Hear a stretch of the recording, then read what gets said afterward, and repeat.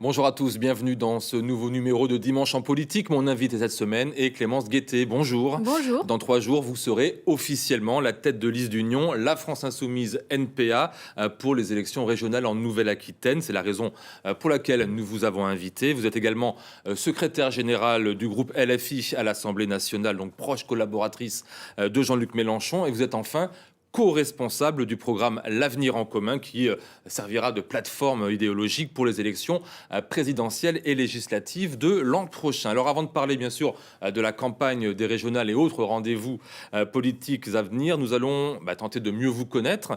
Vous venez tout juste d'avoir 30 ans, oui. Vous êtes né dans les Deux-Sèvres et vous avez fait une partie de vos études à Poitiers, c'est bien cela hein? C'est exactement ça, ouais. Je suis née dans les Deux-Sèvres, dans le nord de Sèvres, à Cerizay. J'ai fait mon lycée à Bressuire et puis le début de mes études supérieures à Poitiers. Et une grande partie de ma famille y vit. Mes grands-parents avaient une ferme à Poitiers, ils étaient agriculteurs. Donc oui, je suis d'ici et je suis ravie d'être là aujourd'hui avec vous. Alors vous êtes d'ici, mais vous ne vivez plus à Poitiers, dans le Poitou-Charentes, depuis un petit bout de temps. Est-ce que ça fait de vous une parachutée ? Alors, j'ai vécu 23 ans sur 30 dans cette grande région. Et puis, comme beaucoup de gens, je pense, avec la crise sanitaire et avec la permissivité qui était possible vis-à-vis du travail, je suis revenue de plus en plus ici. Et c'est ici que j'ai décidé de revenir militer avec mes camarades de la France Insoumise et vivre et m'installer. Donc, je ne me sens pas spécialement parachutée ici, je me sens chez moi, dans cette région. Alors on va parler bien sûr tout à l'heure de vos motivations pour cette élection régionale, mais pour mieux comprendre un peu ce qui occupe vos journées, eh bien une de nos équipes vous a suivi la semaine dernière et à Paris et à Poitiers. On en reparle juste après. Elle est apparue ces derniers mois aux côtés de Jean-Luc Mélenchon. Face à la presse ou sur le terrain, comme ici, dans le Marais Poitevin. Salut José. Dans le premier cercle du patron de la France Insoumise depuis la présidentielle, la discrète Clémence Guettet s'apprête à entrer dans la lumière. C'est à Poitiers où elle a fait une partie de ses études qu'elle nous donne rendez-vous. Bonjour madame.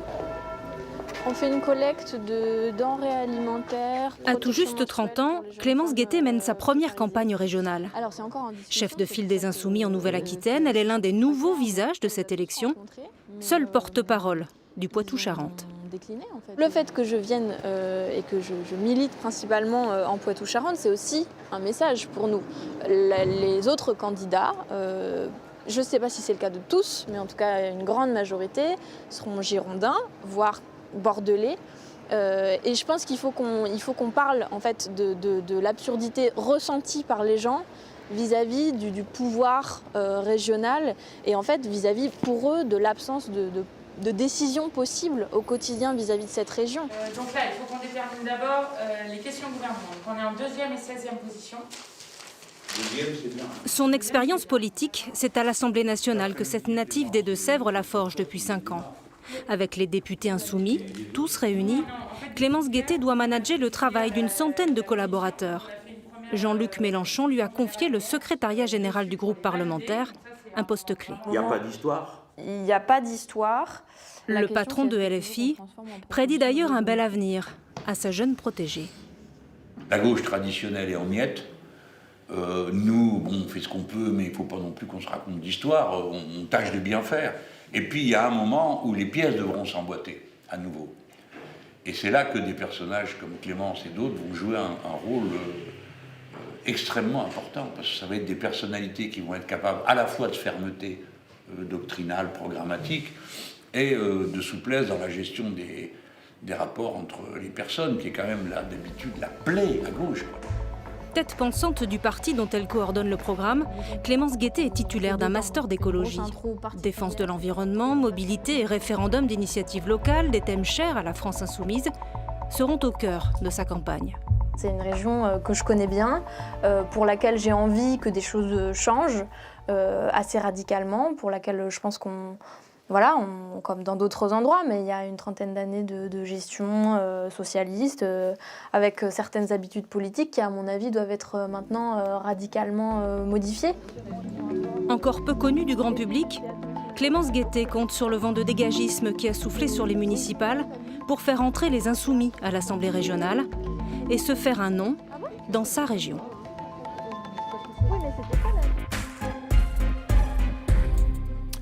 Un retour sur le plateau de Dimanche en politique avec donc Clémence Guettet, chef de file de la France Insoumise pour les régionales en Nouvelle-Aquitaine. Vous êtes, on l'a vu, une femme de l'ombre. Vous n'aimez pas particulièrement l'exposition médiatique. Pourquoi donc avez-vous choisi de vous présenter à ces élections régionales ? Bon, déjà, c'est un choix qui a été un choix collectif, parce que c'est pas moi qui suis arrivée pour dire je vais être tête de liste. On a pas une volonté personnelle de votre part au départ ? Non, on a choisi collectivement en fait des chefs de file dans les départements pour mener ce combat, et puis ensuite le choix a été fait au niveau de la région, au fur et à mesure d'ailleurs des discussions avec les partenaires politiques. Mais j'ai envie de dire que je suis sur votre plateau, mais sur ma liste il y aura plus d'une centaine de personnes, et je suis là aussi pour essayer de porter la voix de toutes celles et tous ceux qui vont être sur cette liste parce qu'ils représentent la région. Et là, je pense très concrètement à Mélissa, qui est engagée à Bassinon-Mercy, qui sera sur la liste, à Youssef, qui dans le Lot-et-Garonne sera sur la liste, qui est éducateur spécialisé, Marielle, maraîchère paysanne, aussi dans le Lot-et-Garonne. Bref, je crois qu'on va être beaucoup, et on va être beaucoup à arpenter le terrain. Donc c'est important de le dire. Ça me fait penser à quelque chose, ça fait penser à chez nous, à Poitiers Collectif. C'était les mêmes propos il y a un an pour les élections municipales. Et d'ailleurs, vous avez suivi à Poitiers le même cursus universitaire que la maire de Poitiers, Léonore Monconduit, votre aînée d'une année. Qu'est-ce qu'elle représente pour vous, une alliée, une adversaire, un exemple ? Alors, dans le cadre des municipales, la France Insoumise n'était pas partie prenante de cette liste-là précisément. Non, mais c'était collectif. Vous parlez collectif, c'était les mêmes propos. C'était collectif, les mêmes propos. Alors, pas exactement le même programme, mais j'imagine qu'on y reviendra. Bien sûr. Léonore Monconduit est une personne que j'ai côtoyée en effet pendant mes études, que j'estime d'ailleurs, et qui politiquement, je pense comme moi, incarne une nouvelle génération. C'est une femme jeune en politique, et je la respecte pour ça. J'espère qu'on aura l'occasion d'ailleurs de faire des choses en commun ou de donner écho à des luttes en commun. En attendant, pour cette régionale, les Verts, le parti auquel elle est, dans lequel elle est encartée, seront nos adversaires parce qu'ils ont fait un choix politique différent d'une autre. On va en parler bien sûr, mais avant d'être élu maire de Poitiers, Léonore Monconduit a siégé au conseil régional dans le groupe Europe Écologie Les Verts. Est-ce que ça veut dire que c'est une élection idéal pour se faire connaître quand on est jeune, ambitieux, en tout cas avant de connaître un dessin plus important en politique? Alors, je sais pas. C'est pas un plan de carrière, en tout cas, cette élection régionale. Je ne me suis jamais présentée à une élection, alors que ça fait 10 ans que je suis militante politique et ça fait quelques années maintenant que j'ai des responsabilités nationales. Ça me faisait pas peur, mais j'estimais que mon rôle dans l'organisation n'était pas celui nécessairement de briguer un mandat électif. Je ne suis pas là pour ça, je ne fais pas de la politique pour ça. Le fait est que là, c'est la première fois que je me présente et que je le fais parce que aussi la région, à mon avis, mérite un programme ambitieux porté par des gens qui incarnent d'une certaine façon une forme de renouvellement et que je pense qu'à ma façon, je l'incarne avec tous mes camarades qui seront sur la liste. Alors l'officialisation de votre présence en tête de liste régionale aura lieu donc ce mercredi. En 2015, le Front de gauche n'avait pas fait mieux que 4,85% en Nouvelle-Aquitaine. Qu'est-ce qui a changé en 6 ans ? Alors, énormément de choses. Politiquement, déjà, la France Insoumise n'existait pas en 2015 lors des dernières élections. C'était la fin du Front de gauche. C'était la fin du Front de gauche, porté par un communiste à l'époque. Aujourd'hui, depuis, on a eu la présidentielle de 2017. Ce qui a changé, je pense, massivement, c'est le poids que l'on incarne au sein de la gauche. C'est-à-dire que 7 millions de voix pour le programme L'Avenir en commun et le candidat Jean-Luc Mélenchon, ça laisse des traces dans le paysage politique et je pense dans le cœur et l'esprit des gens aussi vis-à-vis de leurs attentes. Donc c'est aussi ça qu'on va essayer de continuer à porter. Et puis cette alliance avec le NPA, avec qui on a réussi à se mettre d'accord sur la majorité des priorités programmatiques, elle est aussi porteuse d'une radicalité et d'une incarnation de rupture, de combativité qui est, je pense, une nécessité ici. C'est cette radicalité qui vous a fait choisir le NPA et non Europe Écologie Les Verts, qui auront plus de poids, logiquement, électoral lors de ces élections?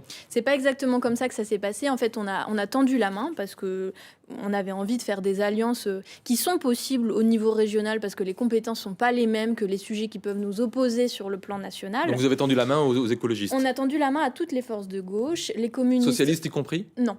que je ne mets pas nécessairement dans la gauche radicale que j'ai envie d'incarner. Les socialistes, M. Rousset précisément, a quand même appelé à voter Macron dès le premier tour. Il place sa politique dans une sorte de filiation par rapport à la politique macroniste. Et si pour lui c'est un modèle, pour moi ça n'en est pas un. Mais donc pour revenir à mon propos sur les autres forces de gauche, oui, on voulait faire avec, parce qu'on pense que c'est possible au niveau régional. Les Verts ont fait un autre choix, sans doute parce qu'ils ont assumé un bilan commun avec M. Rousset, ce qui n'est pas notre cas.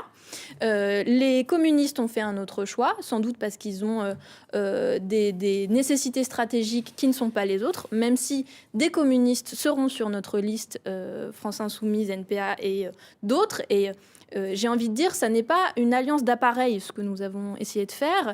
C'est une liste de combats, de ruptures, avec des gens qui incarnent toutes les luttes qui ont lieu dans notre région. Alors je comprends bien, mais pour beaucoup d'électeurs de gauche, l'exemple vient aujourd'hui des Hauts-de-France avec où justement tous les partis de gauche, Verts, PCF, LFI, PS s'unissent sous la candidature unique et commune, en tout cas de Karima Delli. Pourquoi ce qui est possible dans les Hauts-de-France est impossible en Nouvelle-Aquitaine ? Je vous propose de poser la question à Nicolas Thierry et aux autres forces de gauche, parce que je vous le dis, je vous le répète, nous on a tendu la main. On pensait vraiment que sur les questions programmatiques principales, par exemple sur répondre enfin aux urgences et aux besoins essentiels des personnes qui vivent dans notre région, c'est-à-dire bien manger, pouvoir se déplacer correctement, pouvoir se soigner pas trop loin de chez soi, on pensait qu'on pouvait se mettre d'accord. Le fait est que les discussions programmatiques ont confirmé cette intuition politique de notre part, mais que d'autres ont fait des calculs stratégiques qui sont différents, que je respecte. Pardon, je n'ai pas compris où est-ce que ça a coincé au niveau programmatique entre vous et les écologistes. Très concrètement, par exemple. Ça n'a pas coincé au niveau programmatique. Ils ont fait le choix de partir seuls parce qu'ils pensent que nous incarnons une gauche plus radicale que la leur. Et je ne leur donne pas tort. C'est-à-dire que sans doute, nous allons donner écho à des luttes sur lesquelles ils seraient peut-être un peu mal à l'aise d'assumer un bilan qui est celui de M. Rousset. Alors, je vous donne des exemples. Nous pensons que les luttes écologistes seront présentes sur notre liste. Qu'il n'y ait pas d'alliance avec Europe Écologie Les Verts ne change rien à cette affaire-là. Sur l'eau, par exemple, nous sommes très à l'aise avec les luttes qui sont menées dans la région. Je pense évidemment au projet des bassines dans les Deux-Sèvres et dans la Vienne, plus dans les Deux-Sèvres, où nous avons soutenu cette lutte sans aucun problème. Sur l'eau, je pense aussi à notre opposition au surf park, c'est-à-dire cette ambition quand même de vouloir faire des vagues géantes, notamment à côté de Poitiers, puisqu'il y a un projet pour que les gens viennent surfer ici, alors même que nous avons 720 km de façade maritime dans notre magnifique région. Je veux dire, il y a des absurdités comme ça, écologiques, qu'on va porter très fortement et qui sont au cœur de notre ambition. J'entends bien, mais malgré tout, est-ce que vous comprenez que c'est compliqué à comprendre pour des électeurs de gauche qui se disent, tiens, ça serait, quand ils voient en plus encore une fois les Hauts-de-France, il y a une gauche unie, elle ne l'est pas en Nouvelle-Aquitaine. Vous comprenez le désarroi parfois et la frustration des électeurs de gauche qui voient 3 voire 4 listes de gauche différentes pour ces élections. Honnêtement, j'espère qu'on va pouvoir susciter un élan populaire qui va dépasser ces questions d'appareil politique. Je pense que les gens en ont marre de ces questions-là. Et je leur donne raison, franchement, après avoir mené 3 mois de discussion avec des appareils politiques, je leur donne raison. C'est usant, c'est fatigant. Ouais. Et par ailleurs, nous avons envie de former un collectif qui avance, qui propose des choses, et peu importe l'alignement des logos, j'ai envie de vous dire. Donc pardon. Non, je vous en prie. Alain Rousset sera donc votre adversaire politique prioritaire, on va dire, lors de cette campagne, visiblement donc votre cible privilégiée. Vous dites, on a entendu, que la gestion socialiste doit être radicalement modifiée. En quoi, par exemple, très concrètement ? Bon, déjà, il y a une question de renouvellement, de pratiques politiques, etc. J'avais 7 ans quand M. Rousset a pris la tête d'abord de la région Aquitaine, puis de la région Nouvelle-Aquitaine élargie. Il n'est pas étranger au regroupement des régions Aquitaine, Poitou-Charentes, Limousin, qui forment aujourd'hui notre méga-région, puisque le projet initial de M. Hollande n'était pas celui-ci. L'Aquitaine pouvant rester seule, était assez riche, pouvait être indépendante, et les deux autres régions ne devaient normalement pas être reliées à elle. Donc il a participé à cette magouille pour gérer une méga-région qui fait 1/8 du territoire national, 6 millions de personnes. Et je crois vraiment que les gens ont envie, désormais, d'un peu plus de franchise et de sincérité politique que ce qu'incarne aujourd'hui M. Rousset pour la région. C'est parce qu'il n'est pas, selon vous, franc et sincère, que c'est un mauvais président de région ? Alors, c'est parce que c'est un mauvais gestionnaire ? Sur quoi vous appuyez le plus ? Outre le fait de son âge, bien sûr. Non, je pense que le problème principal, c'est en même temps de M. Rousset. C'est-à-dire que, je vous le disais, il a appelé à voter Macron dès le premier tour. Il revendique un modèle social et économiste comme c'est fait au niveau national. Moi, je n'ai pas envie de revendiquer la réforme des retraites, la casse du Code du travail, la loi Egalim qui aujourd'hui fait crever de faim nos agriculteurs et agricultrices, etc., etc. Si lui se sent dans la droite ligne de ce bilan pour rallier à lui des électeurs macronistes, c'est une chose. Ce n'est pas la vision de la gauche que je défends et que je défendrai. Alors, parmi les compétences de la région, il y a l'économie. Dans la Vienne, le dossier des fonderies du Poitou va se remettre au centre de la campagne électorale. Après la faillite d'une banque proche du propriétaire Liberty Advance, les élus prennent la parole et, sur les réseaux sociaux et tentent de mobiliser le gouvernement sur une casse sociale annoncée dans le Châtelleraudais. Regardez. La colère ne retombe pas aux fonderies du Poitou. Une fin programmée pour le secteur fonte, un secteur allu en sursis. Les élus du territoire dénoncent un gâchis humain et économique. Dans un courrier adressé à Bruno Le Maire, les sénateurs socialistes pointent l'absence de stratégie industrielle du gouvernement. Le but n'est pas d'accuser, le but est de mettre chacun en face de ses responsabilités. La question que nous posons tous ensemble, tous les sénateurs socialistes de Nouvelle-Aquitaine dans le courrier, est bien de savoir, monsieur le ministre, 1, vous aviez poussé pour Liberty, qu'en est-il aujourd'hui ? Et 2, est-ce qu'il existe dans ce pays une stratégie nationale sur la question des fonderies ? La maire d'Ingrande-sur-Vienne, elle aussi, renvoie la question de l'avenir des fonderies du Poitou au sommet de l'État. On n'a pas de baguette magique, sinon voilà, ce serait facile. Donc qu'on les soutienne et qu'on soit là quand ils font des manifestations en nombre. Mais après, moi, j'ai aucun pouvoir et je pense je ne suis pas la seule à ne pas avoir de pouvoir. Pour le député La République En Marche, Nicolas Turquois, la responsabilité politique de cet échec économique et social n'est pas seulement du fait du gouvernement. Je tiens à reconnaître ma part de responsabilité dans cette histoire. Aujourd'hui, avec un accompagnement dans la durée, avec des partenaires de qualité dans la durée, il y a des possibilités de faire des choses. Ça ne sera pas la fonderie d'hier, mais il y a possibilité de faire une fonderie de demain, j'en suis toujours persuadé. De leur côté, les élus de l'agglomération du Grand Châtellerault ont voté une motion pour apporter leur soutien aux fondeurs. Eux aussi en appellent à l'État pour sauver ce site industriel. Clémence Guettet, on voit bien dans ce reportage toute l'impuissance des élus face à la situation. Qu'est-ce que vous en pensez ? Bon, déjà, je trouve ça absolument dramatique parce qu'on traite ça comme un dossier de plus sur la pile, malheureusement, de la désaffection industrielle et de la fuite à l'étranger de nos industries. Mais derrière ces situations, c'est des familles entières qui se retrouvent dans des situations de précarité très graves. C'est des gens qui n'envisagent plus d'acheter la maison qu'ils voulaient acheter ou de faire l'enfant qu'ils voulaient faire, Il y a un avenir pour vous pour les fonderies du Poitou ? Alors, la question est très difficile. Le problème, c'est que c'est un groupe, le Liberty en l'occurrence, qui est en train de laisser tomber les salariés, qui s'est gavé d'argent public depuis 2 ans, qui a pris sa part et qui maintenant délocalise son activité. Le problème, c'est que le schéma se répète. L'État vient au bon moment. Madame Pannier-Runacher était là pour faire la jolie photo à côté des salariés au moment où il fallait crier victoire, et qu'ensuite, il n'y a plus personne. Au niveau étatique, évidemment, il faut des mesures protectionnistes. Sans ça, on n'y arrivera jamais. Aujourd'hui, par exemple, Renault décide de produire ses carters avec un groupe espagnol au lieu de produire en France avec le Liberty et les fonderies du Poitou. Donc ça, c'est un problème. Et puis aussi, l'État, mais aussi la région, qui elle aussi a subventionné et prêté de l'argent depuis 2 ans, doit imposer une diversification de l'activité. On savait que la filière diesel allait progressivement se tarir. Donc manque d'anticipation, c'est ça que vous dites ? Oui, et puis les projets qui ont été mis sur la table, par exemple, il y avait un projet de reconditionnement de véhicules d'occasion qui pouvait se faire avec les fonderies. ça n'a jamais été suivi, ça n'a jamais été mis concrètement en place. Les gens ont besoin d'avoir des formations qui adaptent leur métier à la transition écologique et aux métiers qui seront indispensables demain. Et ils y sont prêts, d'ailleurs, ils n'attendent que ça, un vrai plan de formation pour la suite. Et là, on parle des fonderies du Poitou, mais le site ALU, il suscite aussi beaucoup d'inquiétudes localement. Et puis, le problème, c'est que c'est tout le bassin d'emploi qui est extrêmement fragilisé. On parle de la défonderie, on pourrait aussi parler de la laiterie de Saint-Saviol, 83 emplois dans un village qui fait 500 habitants. C'est un désastre pour les gens. Alors, du coup, parmi les compétences qu'ont les régions, quelle sera votre priorité absolue dans la campagne électorale? Ça sera l'aménagement du territoire, ça sera le développement économique, l'environnement, les lycées, la formation. Qu'est-ce que ça va être la priorité pour vous?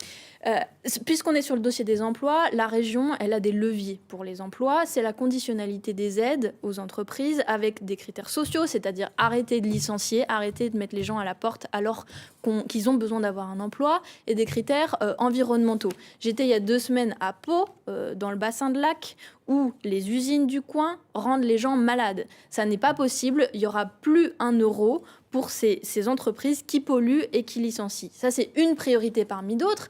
Et ensuite, on aura tout le temps de parler des autres priorités lors de la campagne des régionales. On avance un tout petit peu, mais on en reparlera, il n'y a aucun problème. On l'a entendu en début d'émission. Ce que je voulais dire quand même, c'est que notre région est riche et que l'argent doit être investi correctement. Donc pour les gens et pas pour les entreprises qui polluent, qui licencient. On l'a entendu en début d'émission, Jean-Luc Mélenchon mise beaucoup sur vous dans les prochaines années, en louant à la fois, 1, votre fermeté doctrinale, et 2, aussi votre souplesse relationnelle. C'est un peu dur en même temps, ça, non? Est-ce que c'est possible d'être à la fois dur sur la doctrine et souple sur les relations avec les autres partenaires? J'ai bon espoir que oui, ce soit possible. C'est-à-dire qu'on peut se respecter humainement, apprendre à travailler en collectif. Et je crois que... Ça va faire des concessions, donc? Oui, parfois des compromis. Mais non, pas de compromis. C'est ça qui. Je pense qu'une fois qu'on est ferme sur les principes, sur le programme, sur les priorités politiques, ça n'empêche pas de mettre un peu de souplesse dans les relations et dans le travail ensemble. Je crois en effet que, par exemple, une régionale, puisque c'est plus de 100 personnes qui vont devoir travailler dans le même sens et aller voir les électeurs et électrices de Nouvelle-Aquitaine pour leur expliquer notre projet, il faut savoir aménager les sensibilités des uns, des unes, des autres, et surtout valoriser ce que chacun peut faire de mieux au service du collectif. Très rapidement, un mot sur votre objectif pour ces régionales. Vous êtes fixé un objectif? Alors, l'objectif, déjà, c'est de remuer un petit peu l'ambiance pesante du moment, d'aller voir les gens.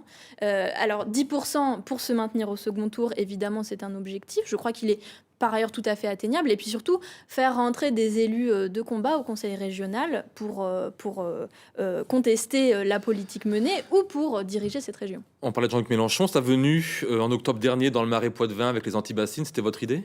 Alors, on en avait discuté ensemble, oui, parce que moi, j'ai grandi à côté du Marais Poitevin. Et puis, je sais l'urgence dans laquelle sont les habitants quand ils voient l'écosystème qui complètement est asséché à cause de ces projets de bassines. Je rappelle quand même que les bassines, c'est 70% d'argent public, 40 millions d'euros d'argent, 200 hectares de terres qui sont artificialisées, et ça profite seulement à 10% des agriculteurs et agricultrices de la région. Ça n'est pas un projet ambitieux pour l'agriculture en Nouvelle-Aquitaine. Un mot sur la gestion de la crise liée au coronavirus, 1 an après la mise en place du premier confinement. Est-ce qu'on aurait pu faire mieux?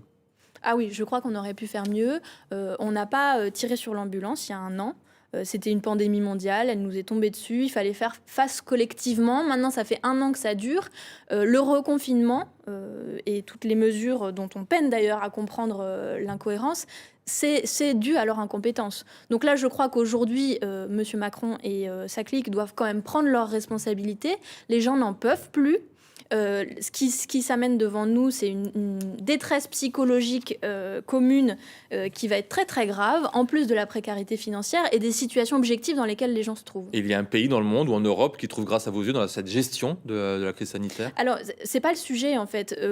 Les dirigeants qui doivent répondre aux Français et aux Françaises, c'est Monsieur Macron et son gouvernement. Je rappelle quand même que Monsieur Castex était le monsieur des confinements. Il en est à son 2e reconfinement. Donc je crois que les gens veulent de la clarté, et surtout, ça fait 1 an que l'opposition, si elle était écoutée, on propose, nous, un plan avec des alternatives au confinement, des roulements, des protocoles sanitaires qui permettraient à la fois de combattre le virus et à la fois de vivre. Les gens veulent vivre, on ne peut pas mettre le pays sous cloche, il faut trouver des solutions. Aux dernières législatives de 2017, Céline Cuvillier, alors candidate La France Insoumise dans la première circonscription de la Vienne, est arrivée en seconde position à l'issue du premier tour avec 15% des suffrages. Seconde derrière, eh bien, le macroniste Jacques Savatier, remplacé depuis août 2020 par sa suppléante Françoise Ballet-Blu. Est-ce que ça vous donne envie de vous présenter en 2022 ? Alors, si vous le permettez, on va commencer par cette élection-là, c'est-à-dire la régionale des 20 et 27 juin prochains. Oui, mais vous connaissez par cœur le travail des députés puisque vous travaillez avec eux depuis 5 ans.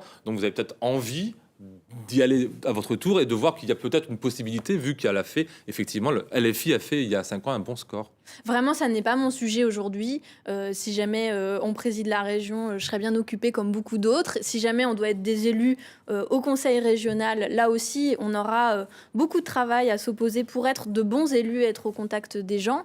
Donc, ce qu'on fera en 2022, avant ça, je dois m'occuper de coordonner un programme présidentiel. Donc, il y a beaucoup de choses à venir. Justement, si vous êtes élu, avec toutes les casquettes que vous avez aujourd'hui, est-ce qu'il y en a une que vous allez abandonner parce que vous n'aurez peut-être pas le temps de tout faire ? Oui, en effet, je pense que je ne pourrais pas rester à l'Assemblée nationale. Et puis, à vrai dire, j'ai fait 3 ans à l'Assemblée nationale et ça faisait aussi partie des principes que je m'étais fixés, de ne pas faire ça trop longtemps, de ne pas faire ça toute ma vie. Dans l'ombre, mais peut-être plus dans la lumière, non ? Non, c'est surtout, je pense qu'il faut faire attention à se fixer des règles quand on fait de la politique. Et la mienne était de ne pas rester à Paris trop longtemps, de ne pas rester dans cette institution qui est quand même... qui est pesante, on va dire, pour l'opposition comme nous. J'ai envie de faire autre chose et en tout cas, je suis prête maintenant pour la Nouvelle-Aquitaine. C'est la fin de cette émission. Merci beaucoup Clémence Guettet d'avoir accepté notre invitation pour voir ou revoir ce numéro de Dimanche en politique. N'hésitez pas à venir sur notre site internet. La semaine prochaine, mon invité sera le député macroniste de Charente-Maritime, Raphaël Gérard. Pour l'heure, place au journal régional. Excellente journée à toutes et à tous et à dimanche prochain.